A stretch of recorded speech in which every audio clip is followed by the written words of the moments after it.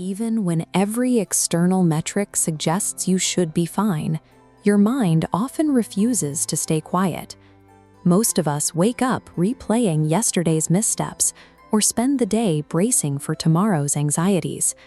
We carry a persistent belief that peace is a byproduct of success.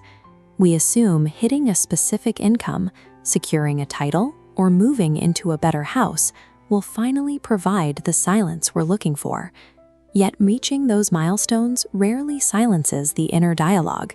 For many, achieving the goal only seems to amplify the internal noise rather than extinguishing it. This suggests a flaw in how we are programmed to process reality. We are treating our thoughts as permanent fixtures of our environment rather than fleeting mental events.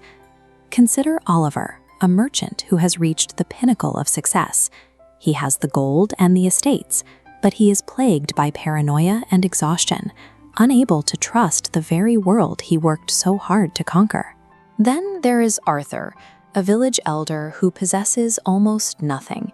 He lives in a small house with threadbare clothes, yet he carries an unbreakable, quiet calm that remains steady regardless of how people treat him.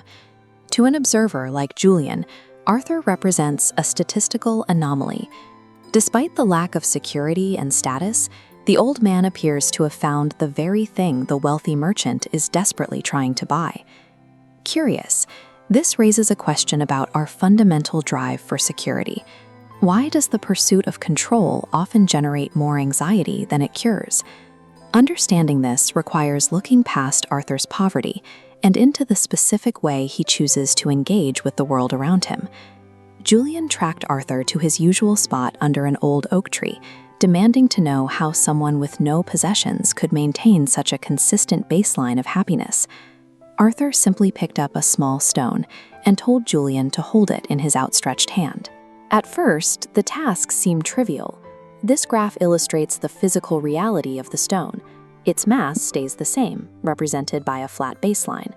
However, the time spent holding it changes how the body perceives the weight. After an hour, that negligible mass compounds into genuine agony.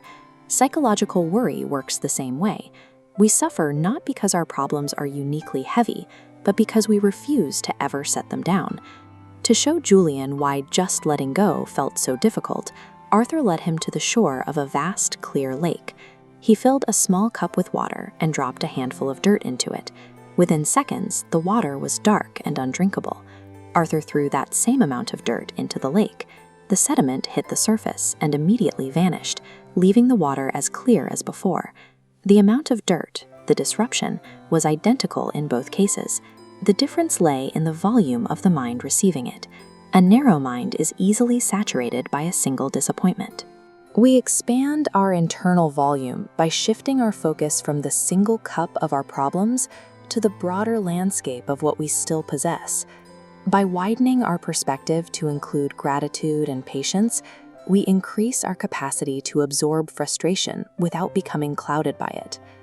Oliver eventually joined them, asking how he could possibly fear the loss of the empire he had spent his life building. Arthur pointed to a fallen leaf. It didn't rigidify or fight against the wind. It simply yielded to the invisible currents of the air, moving gracefully until it reached the ground. Anxiety is the friction we feel when reality deviates from the scripts we've written. By yielding to the actual flow of events, rather than demanding they follow our plans, we reduce that internal friction to zero. Arthur explained that in his youth, he had been just as restless as Oliver, constantly fighting to force the world to change. He eventually discovered that in the complex equation of life, the only variable truly under his authority was his own internal reaction to external events.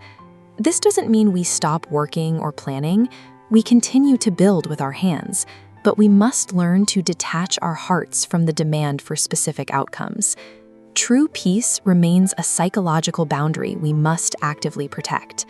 It is a conscious decision to separate our internal stability from the fluctuations of our circumstances.